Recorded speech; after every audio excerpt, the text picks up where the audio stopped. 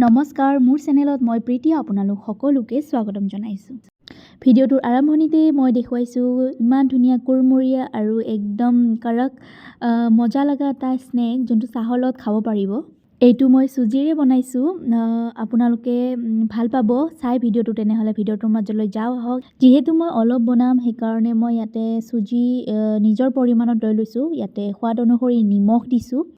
আপোনালোকৰ ঘৰত যদি অৰেগেনো আছে তেনেহ'লে দিব পাৰে। মই কিন্তু ইয়াতে অৰেগেনো দিছোঁ অলপমান। তাৰপাছতে ইয়াতে জলকীয়াৰ গুড়া দিছোঁ। মই সোৱাদ অনুসৰি অলপমান দিছোঁ যাতে অলপমান লাষ্টত খালে অলপমান জ্বলা জ্বলা ভাৱ আহে।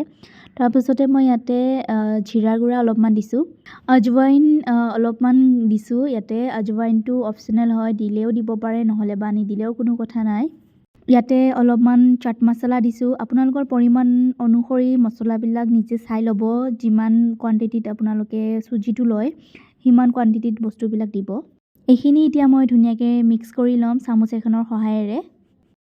3 চামুচ মই ইয়াতে ৰিফাইন অইল দিছোঁ। আপোনালোকে ইয়াৰে সলনি ঘিউ দিব পাৰে। এইখিনি ধুনীয়াকৈ মই হাতেৰে মিক্স কৰি ল'ম যাতে ধুনীয়াকৈ মছলাৰ লগত অইলখিনি ধুনীয়াকৈ লাগি যায় গোটেইখিনি চুজি। আৰু এইটো মই ৰুটি মাৰাৰ নিচিনা পানী দি পেলাই এইখিনি আটা মাৰাৰ নিচিনা মাৰি ল'ম। আপোনালোকে দেখিব পাৰিছে ইয়াতে খুব কম পৰিমাণত পানী ব্যৱহাৰ হৈছে কাৰণ চুজিত বহুত কম পৰিমাণত পানী লাগে। এইখিনি ধুনীয়া আটা মাৰাৰ নিচিনা মই মাৰি ল'লোঁ। মই ডিজাইন দিবৰ কাৰণে ইয়াতে এটা কাটা চামুচ লৈছোঁ। ইয়াতে মই চামুচখনত অলপমান তেল লগাই ল'ম।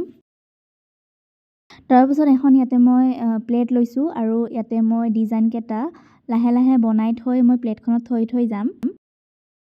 মই চামুচখনৰ ওপৰত চুজিৰ ড'টো অলপমান লৈ পেলাই এনেকৈ টিপি টিপি দিছোঁ যাতে ডিজাইনটো ওলাই আহে। এতিয়া মই এইটো ওলটাকৈ ঘূৰাই ওলাই লৈ আনিম আৰু এনেকৈ ধুনীয়া এটা ডিজাইন হৈ গৈছে দেখিব পাৰিছে। ঠিক একেটা ধৰণে মই বেলেগ এটা বনাই দেখুৱাম। ঠিক ওপৰত এনেকৈ টিপি টিপি দিছোঁ।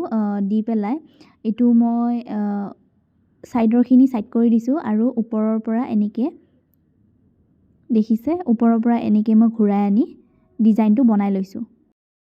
ঠিক একেটা পদ্ধতিতে মই গোটেইখিনি এনেকৈ বনাই উলিয়াই লৈছোঁ। আপোনালোকে বিচাৰিলে ইয়াতে নিমকিৰ নিচিনা কাটি ল'ব পাৰে বেলি লয়, কিন্তু মই নিমকিৰ নিচিনা কাটি লোৱা নাই, এটা ডিজাইন দিছোঁ দেখিবও ভাল লাগে। এইখিনি ভাজিবৰ কাৰণে মই এখন পেন লৈছোঁ আৰু পেনত মই ৰিফাইন অইল দিছোঁ। ইয়াতে আপোনালোকে মিঠাতেল ব্যৱহাৰ নকৰিব। তেলটো গৰম হ'ব দিছোঁ আৰু ইয়াতে চাইছোঁ তেলটো গৰম হৈছে নে নাই হোৱা। তেলটো গৰম হৈ আহিছে ধুনীয়াকৈ। তাৰপাছত ইয়াতে মই এটা এটাকৈ গোটেইখিনি দি লৈছোঁ। এইখিনি দি উঠাৰ পাছত মই এইখিনি ধুনীয়াকৈ গল্ডেন ফ্ৰাই হোৱালৈকে মই গোটেইখিনি ভাজি লৈছোঁ। এইটো ৰেচিপিটো আপোনালোকে 2 সপ্তাহ 3 সপ্তাহলৈকে ধুনীয়াকৈ বটলত ভৰাই থৈ খাই থাকিব পাৰে চাহৰ লগত। এইটো চাহৰ লগত বহুত ধুনীয়া লাগে ৰেচিপিটো।